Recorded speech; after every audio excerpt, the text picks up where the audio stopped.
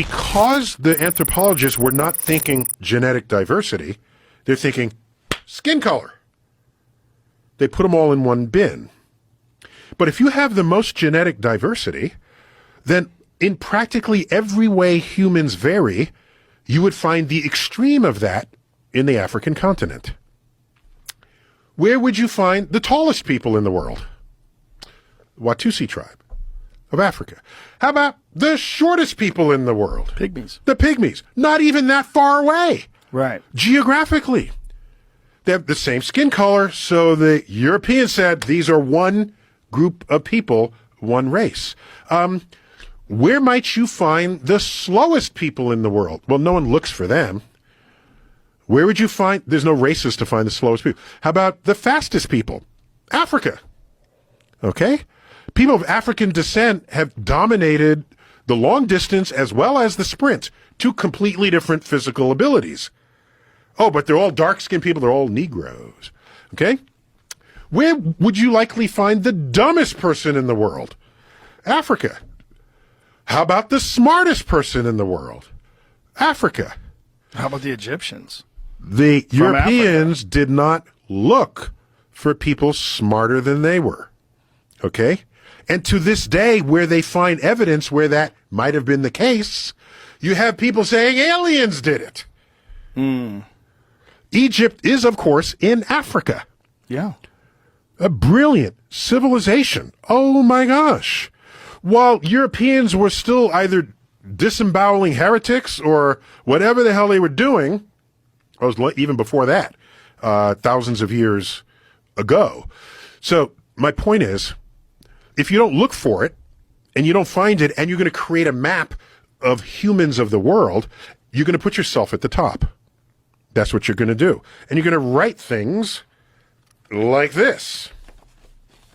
Who do you want to hear from? Thomas Jefferson or Francis Galton? Jefferson. Jefferson, 1785. Speaking of the Negroes, comparing them by their faculties of memory, reason, and imagination, it appears to me that in memory, they are equal to the whites. In reason, much inferior, as I think one could scarcely be found capable of tracing and comprehending the investigations of Euclid. And in imagination, they are dull, tasteless, and anomalous. What is Euclid?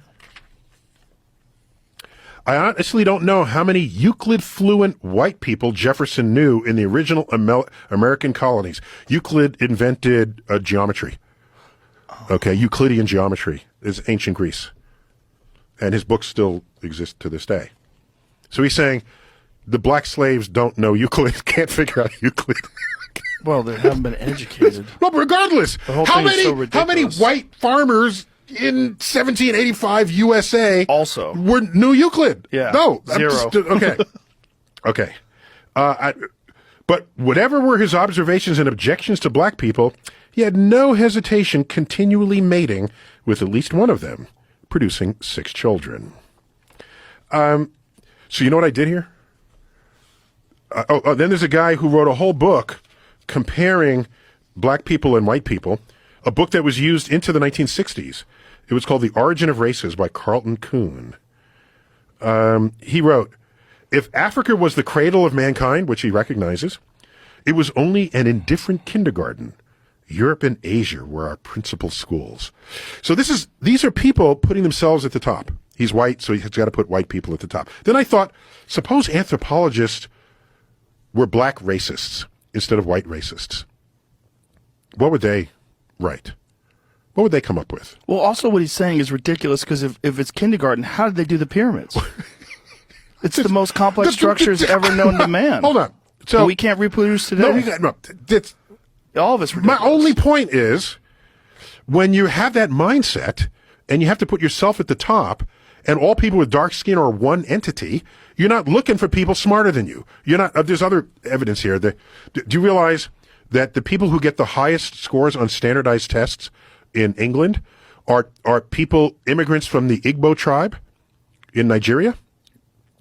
And these are their kids outscore all the quote native white people in the town. If you're not looking for them, you're not finding them. It just doesn't. It's a thing. It's all here in this chapter, and all I'm doing is bringing science to it. That's all I'm.